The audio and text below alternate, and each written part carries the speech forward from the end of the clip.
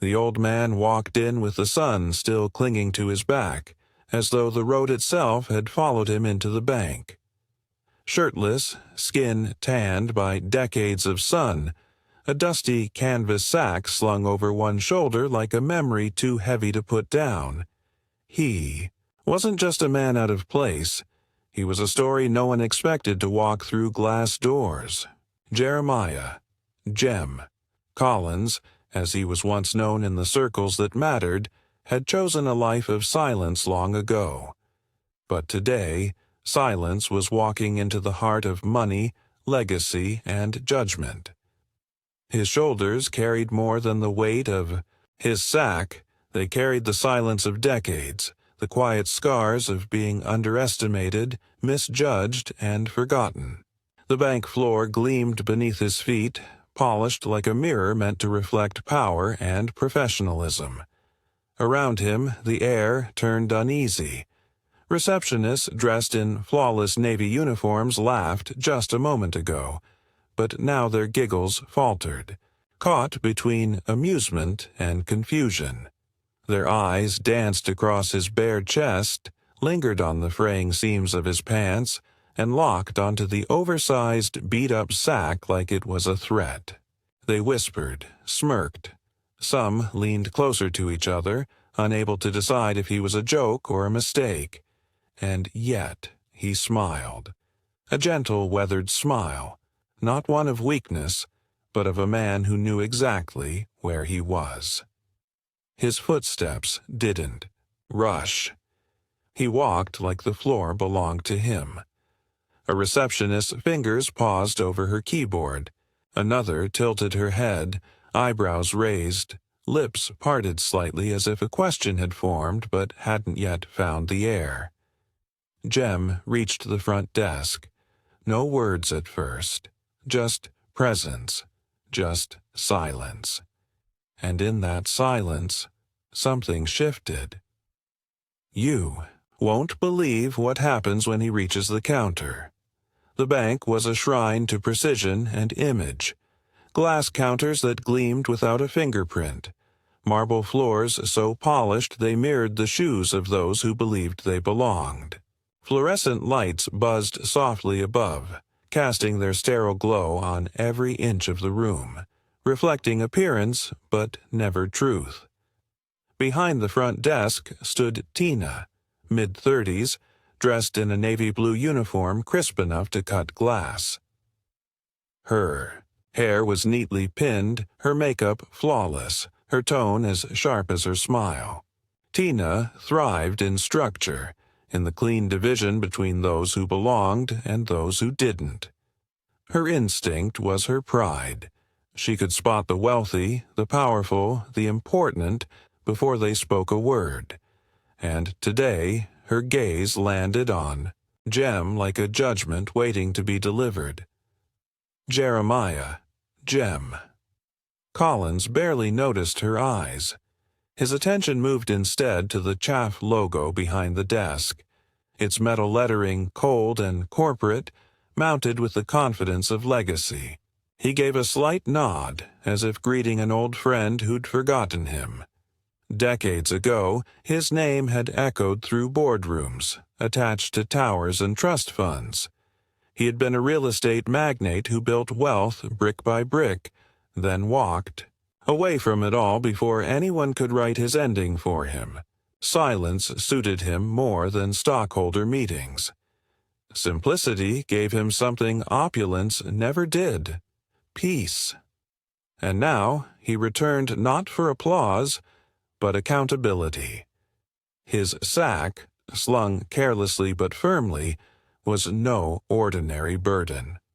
Its weathered canvas, faded seams, and brass buckles told their own story, one of journeys, of time past, of power disguised as poverty. Inside, hidden beneath layers of quiet dust, lay deeds, contracts, and ownership rights to assets the very people before him relied on. But none of that showed. To Tina, he was a vagrant, a wanderer interrupting the rhythm of her curated space. She tapped a pen against the desk. exchanged a glance with the other staff. They smirked. She straightened. "Can I help you, sir?" she asked, voice slow, polite, and laced with dismissal. Jem didn't flinch. He looked her in the eye, paused just long enough to let her hear her own condescension echo. "I'd like to speak with the director," he said simply. Tina blinked. "And may I ask what it's regarding?" Jem's smile stretched, a patient, knowing curve. "Tell him. The builder has returned." The words landed like a pebble in still water. Not loud, not aggressive, but unsettling. Tina's brow furrowed. The other receptionist leaned in slightly. Jem's eyes flickered to the security camera. Above the counter, then back to Tina. It wasn't arrogance in his gaze, it was recognition, the kind that comes from having been somewhere long before others arrived. The pause grew longer. Tina hesitated, something small and uncertain creeping into her posture. Behind his quiet presence, behind the sack, behind the man they saw, something didn't fit. Something wasn't as simple as it seemed. Tina's tone sharpened as quickly as her discomfort did. What began as a polite brush-off had now grown into something colder, clipped with condescension and disbelief. Her posture stiffened, her lips thinned, and each word she spoke carried the weight of assumption. "Sir," she said again, louder this time, glancing sideways at her colleagues who were already biting back laughter.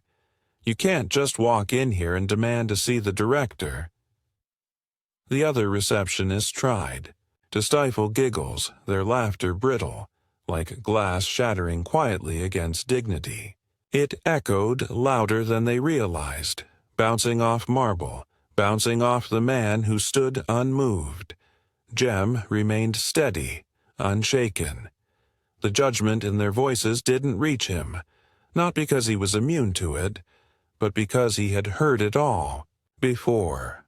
Over decades, in different forms, in different rooms, and always from people who never looked beyond what they could immediately understand. He didn't argue. Instead, he slowly reached into his sack with a grace that made the staff instinctively lean back, half expecting something strange. What he retrieved, however, was simple. A sealed, thick envelope, edges worn but contents clearly protected. He placed it gently on the counter, his fingers lingering for just a moment before pulling away. Silence swept through the lobby like a gust of wind. The laughter died instantly. Eyes flicked between the envelope and the old man. Murmurs rose among them, uncertain and uneasy. Tina narrowed her eyes, picking up the envelope with two fingers as if it might stain her. She glanced inside, scoffed lightly, and placed it back on the counter. "Security," she said, loud enough for everyone in the room to hear. One of the younger tellers moved swiftly toward the nearest phone. Tension crawled into the air and sat heavily on every chest except Jem's. Tina let out a breath that was more of a sigh than a sentence. "Sir, this isn't a place for vagabonds." Her voice lingered on the last word with a smirk. Jem's expression didn't change. His eyes, soft and quiet, held hers for a moment before his mouth moved. "Then it's about time the owner came home?" The sentence didn't land like a declaration. It was too calm for that, but it struck with the same force. Tina blinked. Behind her, the other staff exchanged glances. One receptionist mouthed, "Owner," to another. The air thinned, pressing in. The security guard who had arrived paused mid-step, confused by the sudden shift in energy. And then, as if summoned by some forgotten clock, a figure emerged from the back hallway. Mr. Davis, the bank's senior manager. He was mid-conversation, with a colleague. But the moment his eyes caught Jem and the envelope on the counter, everything around him slowed. His brow furrowed, his voice trailed off mid-sentence, and he stopped walking. Tina, sensing the shift but not understanding it, called out with a false confidence, "Mr. Davis, we were just escorting." But Mr. Davis raised one hand to stop her, his gaze fixed entirely on Jem. His eyes didn't hold mockery. They held memory, recognition. In that moment, the lobby transformed. The pristine navy uniforms behind the desk suddenly looked like costumes, carefully curated masks for a performance built on surface-level perception. Jem's bare chest, his frayed sack, his sandals dusted from long walks, all of it became a silent confrontation of truth against presentation. Behind him, the massive vault doors stood closed, quiet, unassuming. Yet their presence loomed, symbolic. They weren't just guarding wealth, they were guarding history, a truth long buried behind corporate polish and forgotten names. And Jem was here to open them. Mr. Davis stepped forward, the buzz of the bank retreating into a hush as his eyes locked onto Jem's.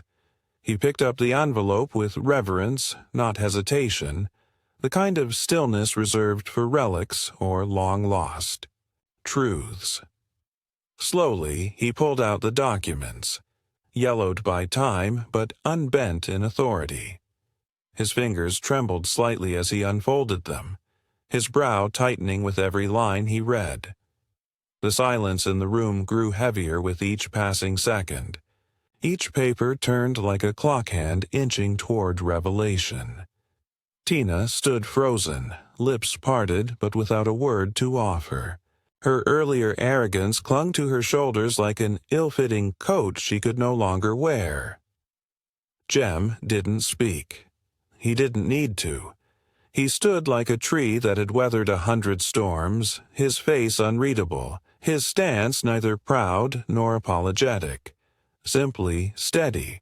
Mr. Davis's voice cracked the silence, soft and thick with disbelief.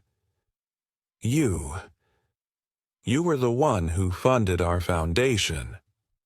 He looked up, his face a canvas of memory and realization. Jeremiah Collins. Collins Financial. The original. Deed. The trust signature. Jem offered a small nod. "You never needed to see me again," he said, voice low but firm. "I trusted you'd build with integrity." There was no bitterness in his tone, only a quiet disappointment wrapped in decades of absence. The papers told a story louder than any voice could. Ownership contracts, investment bonds, original blueprints with Jem's signature. Proof that the man standing shirtless in front of them wasn't a trespasser. He was the architect of everything around them. The receptionists, once bold in their mockery, now stood silent, their gazes fixed on the floor or the edges of the counter. Tina's hand trembled slightly as she clutched the side of the desk. The smirk was gone, replaced by a tight-lipped breath she didn't know how to release. The pen that signed fortunes had been carried in a sack mistaken for rags. Davis whispered under his breath, almost to himself, as he scanned the last document. The words hung in the air like prophecy fulfilled. The pristine setting around them, the sleek lines, the marble, the polished counters, now felt theatrical, a stage that had masked truth for too long. The boardroom that had once been a fortress of exclusivity was about to become something else entirely, a courtroom of reckoning. Jem remained unchanged through it all. He didn't straighten his posture, didn't gloat. He simply watched. He had not come for validation. He had come for accountability. And now, with every pair of eyes on him, he remained the calmest person in the room. Mr. Davis lowered the papers gently onto the counter, as if ashamed of the weight they carried. "You still hold 51% ownership," he said. "Your trust, it's never been dissolved.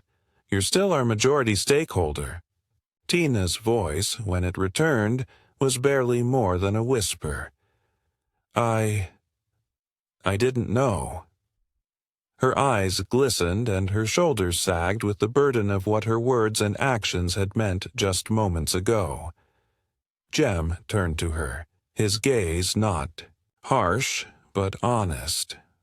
"That's the thing about judgment," he said quietly. "It never waits for truth." Her face flushed and she looked away, humbled, hollowed. Around them, the room had transformed. The vaults in the background loomed larger, not because they had changed, but because everyone now saw them through Jem's presence, as symbols not just of wealth, but of silence, of secrets, of stories long buried beneath concrete and confidence. The very ground seemed different, not because it had shifted, but because the man who built it had returned, not with fury, but with quiet grace. And now the masks had fallen. The stage was bare. The audience stunned. Jem stood quietly as the boardroom door closed behind them, the hush inside thick as velvet. The table, once a place of cold decisions and calculated profits, now felt more like a witness stand. Mr. Davis, still shaken by the weight of what he had rediscovered, sat across from him, flanked by a few senior staff and a visibly shaken Tina. The documents lay between them like a bridge built decades ago and only now remembered. Jem didn't raise his voice. He didn't demand apologies or compensation. Instead, he leaned forward, hands resting calmly on the wood, eyes steady. "I came back," he said, pausing just long enough for the air to settle. "Not for recognition, but for answers." The room leaned in. "Why did you stop investing in the people?" he asked, his voice a soft current laced with sorrow. "This bank was built to be more than profit. It was built to be a promise." The words landed heavy, not like a blow, but like truth settling into bone. Jem looked around the room, not accusingly, but with a quiet plea. "Wealth isn't what fills your pocket. It's what fills your absence with legacy." His voice moved with a rhythm of grief and hope, every pause deeper than the last. He didn't lecture. He made them listen, and the silence that followed each line made his message echo louder than any speech could. Mr. Davis, eyes downcast, ran a hand through his silver hair. "We changed direction. The board voted. We followed growth." Jem nodded slowly, as if expecting the answer. "You followed margins," he said gently, "but forgot people." His gaze drifted toward Tina, who sat smaller than before. Her confident posture melted into something far more human. "I never left," Jem said, looking at her. "I just watched, quietly, hoping you'd live up to your beginnings." Tina's lips trembled. I didn't know." Jem's reply came without a trace of cruelty. "And that's why you laughed." The vault that had once symbolized untouchable wealth now loomed behind the glass walls like a monument to everything they'd locked away. Not just assets, but compassion, values, memory. And in that quiet room, the conference table transformed into a place of reckoning. Jem wasn't there to take back control. He was there to restore purpose. "This bank was never just mine," he said softly. "It was ours, built for the builders, the teachers, the farmers, the families trying to grow. His eyes scanned the room, resting briefly on each face. But somewhere along the way, the soul got sealed behind vault doors. The shift in the room was almost imperceptible, but real. Tina didn't speak again, but her eyes brimmed with something unspoken. Respect, regret, maybe both. The others sat straighter now, not with formality, but with attention. Jem had become more than a shareholder. He had become something sacred, an embodiment of what they'd lost. Not just a man with wealth, but a man with time-tested vision. A presence that outlived trends, outlasted boards, and quietly carried the weight of forgotten values. And in that moment, they didn't just see him, they saw through him, into a truth they could no longer ignore. Jem leaned back in his chair, the room still thick with the weight of everything unsaid. But instead of anger or demands, he offered something unexpected: reform.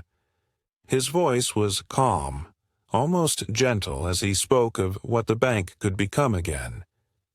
This institution was built to serve, not just succeed, he said. Let's remember that. He didn't point fingers, didn't list punishments. Instead, he offered responsibility. To Tina, he extended a quiet challenge, one that surprised everyone in the room.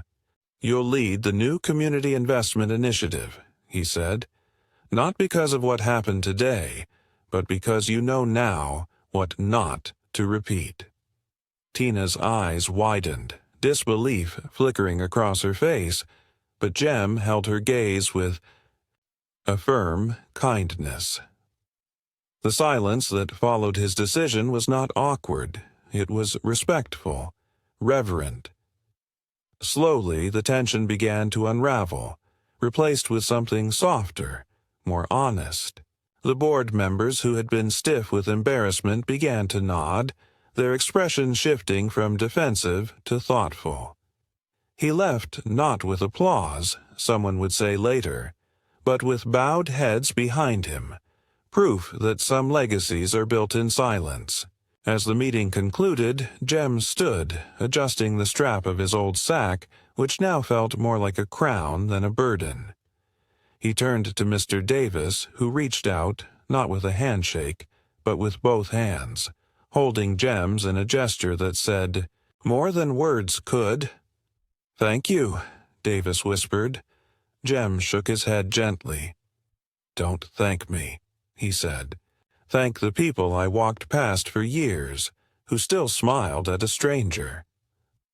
The vaults that had once symbolized wealth hoarded were now being repurposed. Jem requested that a portion of the unused corporate space be turned into financial ishti. Literacy centers, small business incubators, and low-interest lending offices for underserved communities. What was once locked away behind reinforced doors would now help open doors for others. The change wasn't just structural, it was spiritual. The polished counters that once reflected arrogance now echoed purpose. Staff were retrained, new. Programs were launched, and a quiet cultural shift settled into the bones of the bank. Tina, once the face of shallow dismissal, became the face of redemption. She didn't resist the responsibility. In fact, she embraced it. She began visiting schools, working with local shelters, partnering with nonprofits. Her posture changed, her eyes softened, and with each project she led, the bank's image began to evolve. The other staff followed suit. No longer did they size people up based on shoes or clothes. Now they listened first, asked questions, offered seats instead of smirks. Outside the walls of the bank, the story of Jem began to spread, shared through quiet conversations, social media posts, community forums. Not because he was rich, but because he had reminded them what richness really meant. Not because he reclaimed his power, but because he never needed it in the first place. He had only ever wanted to give it back to those it was meant for. Jem never took a cent from the bank that day. Not a dividend, not a reimbursement, not a gesture of apology. What he took with him was something more enduring, a restored vision, a ripple of change, and the knowledge that his silence had not been wasted.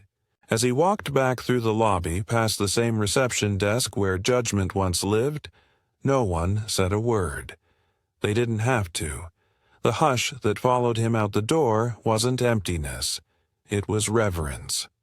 The old man with the sack had returned, not to reclaim what was his, but to return what the world had forgotten.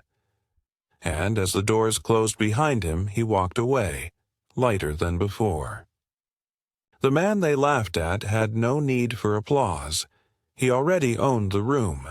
Without a single boast or raised voice, Jem had shifted the soul of a place built on image. As he walked out, the glass doors opened for him, not by automation, but by the hands of staff who once dismissed him, now standing with heads bowed and eyes full of something far deeper than guilt: respect. His steps were slow, unhurried, but carried a weight that left footprints far beyond the polished floors. Outside, the world moved on, but inside, something fundamental had changed. The story of the old man with the dusty sack became more than an office rumor.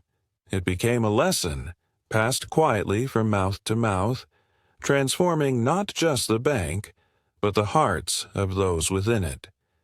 He didn't just reclaim his place, he gave the place a new purpose. Have you ever misjudged someone because of how they looked?